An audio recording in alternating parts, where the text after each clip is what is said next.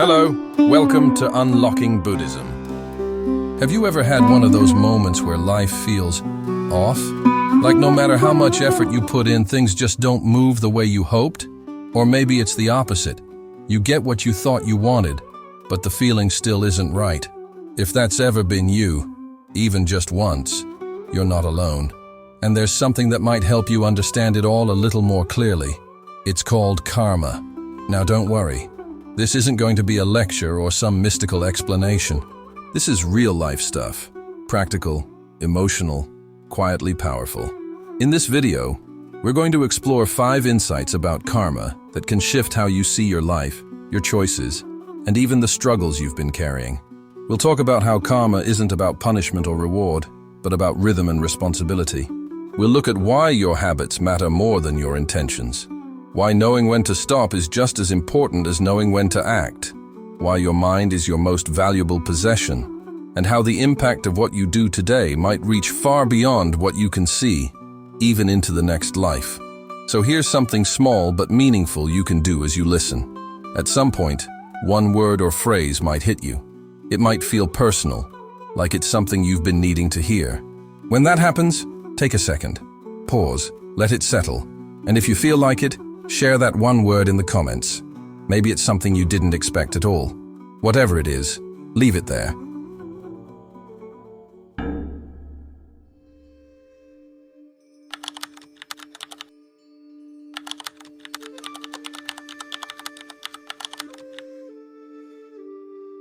Let's start with something most people have heard about, but almost no one takes the time to truly understand: karma. For many, karma sounds like this mysterious force floating through the universe, ready to hand out rewards and punishments based on a moral scorecard. You do something good comes back. You do something bad happens. Like some sort of spiritual vending machine. But that's not karma. That's just wishful thinking wrapped in superstition. Karma isn't about justice. It isn't about fairness. It's not even personal. It's natural, like gravity. Like momentum. It doesn't care if you meant well or if you are having a bad day. Karma simply reflects. It mirrors back the energy and patterns that you put into motion. Think about it this way. You are not just a person walking through life. You are a creator, a constant broadcaster of signals. And life, quietly but consistently, responds to those signals. Every word you speak, every tone you use, every thought you feed, becomes part of a larger echo. It shapes not only what happens around you, but how you experience what happens. Let's bring it closer to home. You wake up late. You're frustrated. You snap at someone. That interaction ripples out. Maybe they go home irritated. Maybe they pass that tone on to someone else. And you? You carry the residue of that moment, the guilt, the heaviness. And then, maybe later, something doesn't go your way. A delay, a missed opportunity, a weird tension you can't quite explain. It's all connected. Not in a magical way, in a real, observable, human way. Karma is what makes patterns out of our habits. It's why 2 people can walk into the same room, experience the same situation, and walk away feeling completely different. It's not the room. It's the energy they brought into it, the eyes they used to see. The filters of thought and emotion that shaped their experience. So when we say karma, we're not talking about something out there that decides your fate. We're talking about the subtle, constant feedback loop between you and the world, between your inner climate and your outer conditions. The anger you rehearse, it grows stronger. The kindness you repeat, it takes root. The judgments you carry, they become walls. The compassion you cultivate, it opens doors. And none of this happens with fanfare. Karma doesn't make announcements. It just builds, quietly, over time, through repetition. This is why karma is less about the past and more about the now. Because right now, you're planting something. With every reaction, every choice, every word, you are shaping tomorrow. And once you really grasp that, it's not scary, it's liberating. Because it means you are not powerless. It means your life isn't random. It means there is something you can do, here, now, that matters. Not someday. Not if you're perfect. Not if everything aligns. Now. So karma is not about fear. It's about presence. It's about realizing that your everyday mind, the way you speak, the way you think, the way you treat the person in front of you, is powerful, and it's shaping something, even if no one else sees it. So ask yourself, what am I practicing today? What kind of energy am I feeding? What kind of person am I becoming through the small, unnoticed choices? Because karma doesn't need to punish you, and it doesn't need to reward you. It only needs to be understood. When you begin to live with that kind of understanding, the world doesn't feel like it's happening to you anymore. It starts to feel like something you're part of, something you're influencing, something that responds when you show up with clarity. And that's not magic, that's awareness. And it changes everything. No one else is going to live your life for you. That truth can feel heavy at first, but it's also one of the most liberating things you'll ever realize. You're not just here to witness things happen. You're not a background character in someone else's story. You're the one who moves the story forward, one choice at a time. And no, that doesn't mean you control everything. Life is full of unpredictability. People will disappoint you. Situations will collapse. Things will break without warning. But the part you do control is more powerful than it seems. How you respond, what you do next, whether you show up or shut down. Let's say you're passed over for a promotion at work. You feel overlooked, maybe even insulted. It would be easy, and very human, to spiral into resentment. But this is the exact moment where karma is being written. Not in the decision they made, but in the decision you make now. Do you let bitterness grow roots? Or do you decide to improve something, your communication, your boundaries, your sense of value, so that even if this door closed, you're still building momentum? Or imagine you're having a hard conversation with someone you care about. Emotions are high. You feel attacked, or maybe ashamed. In the past, you'd yell, or shut down, or walk away. But today, you pause. You breathe. That pause, that self-interruption, is where your agency lives. That's karma in motion, happening not in the stars, but in the nervous system, right there, in the silence between words. Being the agent of your life doesn't mean you bulldoze through every problem with certainty. Sometimes it means stepping back. Other times it means walking away, not out of weakness, but out of wisdom.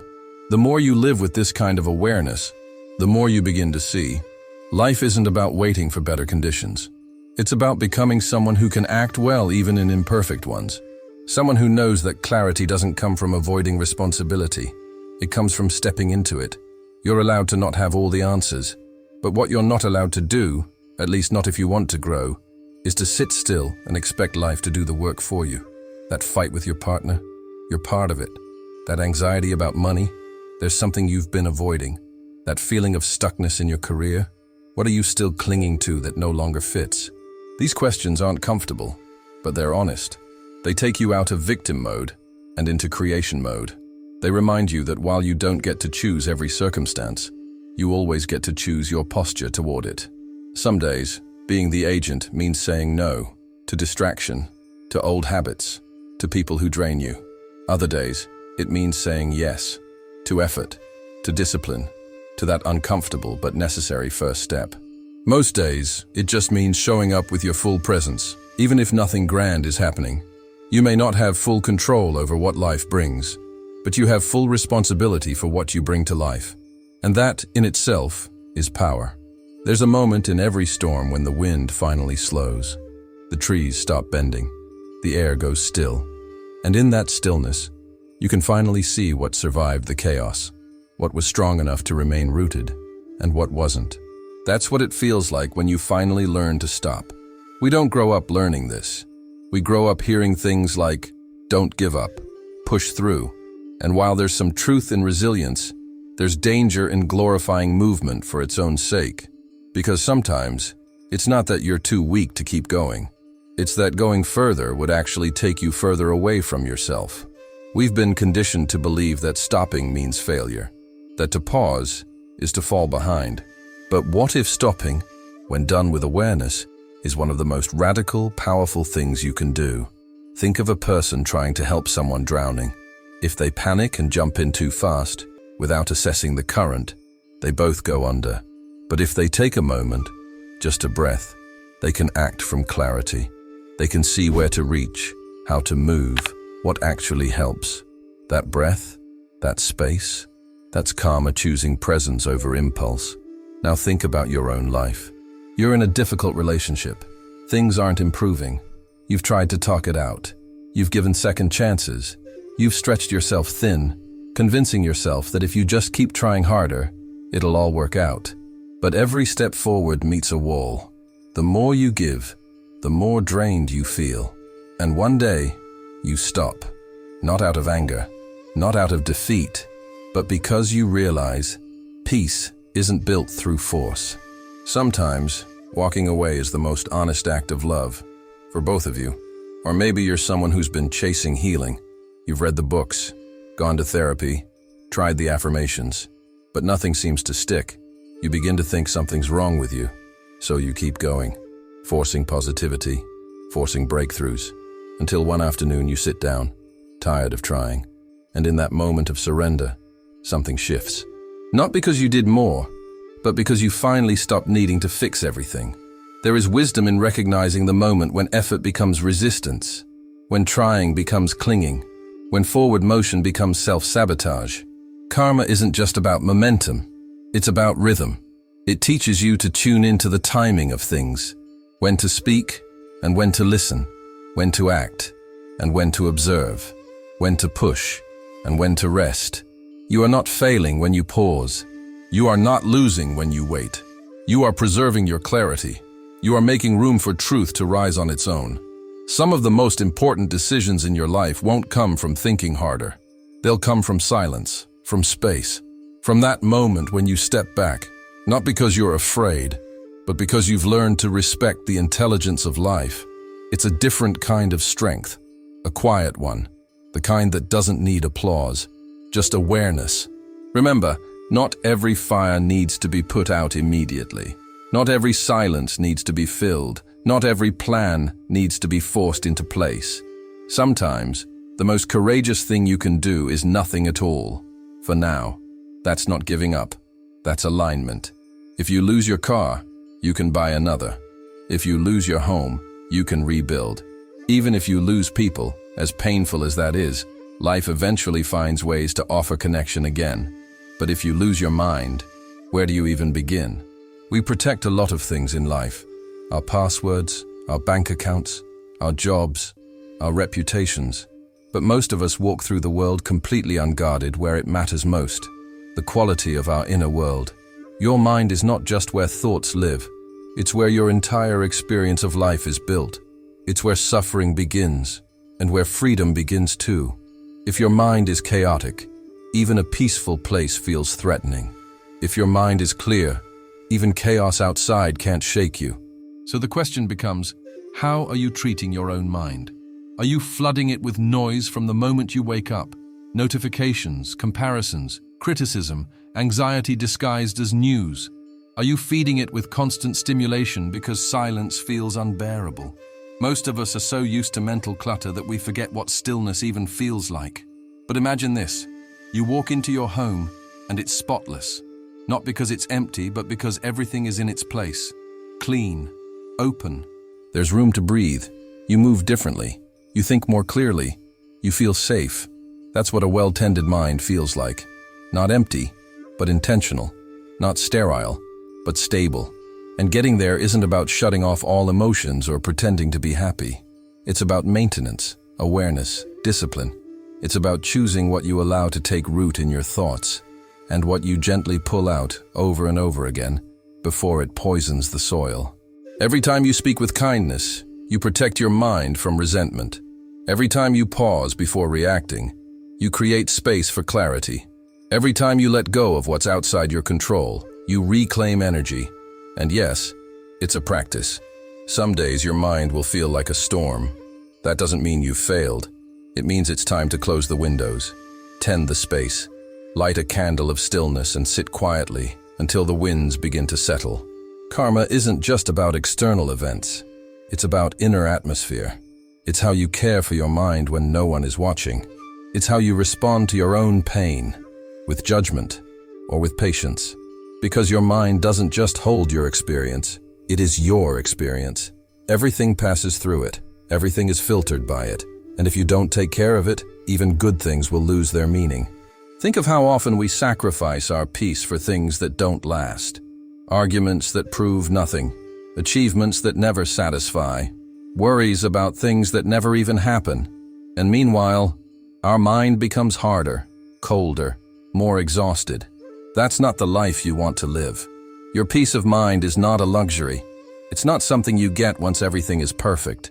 It's the foundation for seeing clearly, for loving well, for choosing wisely. So treat your mind like something precious, because it is. More than your job, more than your schedule, more than your plans, because everything else is built on top of it. A clear mind is your anchor, your compass, your home. Protect it like your life depends on it, because in many ways it does. There are moments in life that don't quite add up. You meet someone for the first time, but there's a strange familiarity, like you've known them forever. You walk into a situation that should be neutral, yet you feel an emotional weight you can't explain, or you notice patterns repeating, not just once or twice, but again and again, even when you've tried to break free from them. Karma offers a way to understand these undercurrents that logic can't fully reach, not as superstition, but as continuity, a thread that connects not just events, but the emotional and mental energy behind them. Let's start here. Not everything you feel began with you. Your fears, your instincts, your deepest tendencies, they may have been shaped long before you were able to give them names. They might have been passed down through family, through culture, through personal history you barely remember, and perhaps, if you're open to it, even through previous lives. But you don't need to believe in reincarnation to see how karma extends far beyond a single moment. Take this. Someone who grew up with constant criticism may, as an adult, find it hard to accept praise. Even if no one's judging them anymore, they carry the residue of that old pattern. Their inner voice has been trained to doubt, to dismiss, to reject kindness, not because of what's happening now, but because of what was planted years ago. That's karma in action, not cosmic punishment, just continuity, a chain of causes and effects still unfolding, unless something conscious intervenes. Now imagine this from another angle. Think of a habit you've built, perhaps waking early to meditate or speaking calmly during conflict. That didn't happen overnight. It likely started as a struggle, but over time, it became part of you. And now, even when life gets hard, that habit steadies you. That's karma too. The compounding effect of small, repeated effort. The inner strength that becomes your default, not through chance, but through cultivation. Now take a step further. If your patterns continue past the present moment, and your habits shape who you become, then what are you preparing for the future version of yourself? Not just tomorrow, but the you that might live beyond this life. The Buddhist view of karma suggests that consciousness doesn't just end. It transitions. It carries impressions. The mind you train now doesn't disappear when the body rests. It continues, not in a dramatic or fearful way, but as a continuation of momentum, like wind moving through a forest, not seen, but felt. And whether you believe that literally or not, the metaphor holds power, because every moment you react with awareness, rather than impulse, every time you act with integrity, even when no one's watching, every choice you make to break a cycle rather than repeat it, you are creating a kind of wealth that can't be measured in material terms. You're building a foundation that future versions of you, whether in this lifetime or another, will stand on. And you're freeing yourself, layer by layer, from the burdens that were never fully yours to carry. Karma that extends beyond this life reminds us of something simple, but easily forgotten. What we do matters, even if no one sees it, even if the results don't come quickly, even if the effort feels invisible, because nothing is truly lost. Every intention plants a direction, and the deeper the intention, the longer its reach. So when life feels like it's asking you to do the hard thing, to forgive, to wait, to change, consider this. Maybe the version of you who most needs that act of courage hasn't even arrived yet, but when they do, they'll find that you left something behind for them, a lighter path, a cleaner start, a better mind. You've seen how karma is less about luck and more about awareness. How it's not waiting to punish or reward you, but inviting you to wake up to the power of your choices, the rhythm of your mind, and the patterns that shape your life. You've heard why action matters, and why pausing can matter even more. You've explored how caring for your mind might just be the most important thing you ever do. And maybe, just maybe, you've started to feel how none of this ends when today ends, that every moment plants a seed for tomorrow, and maybe even beyond. This isn't about being perfect. It's about becoming conscious, not fixing everything overnight, but learning to see clearly. And when you see clearly, you move differently. You respond instead of react. You create peace instead of waiting for it. So here's what I'd love for you to do. If something in this video resonated with you, a phrase, an idea, even just a feeling, take a second and drop one word in the comments. Just one. Whatever stayed with you. No explanation needed. Just the word. You never know who else might need to see that word today. And maybe, just maybe, you'll be planting something for someone else right now. Thank you for being here. Take care of your mind, take care of your karma, and take one small, conscious step forward. We'll talk soon.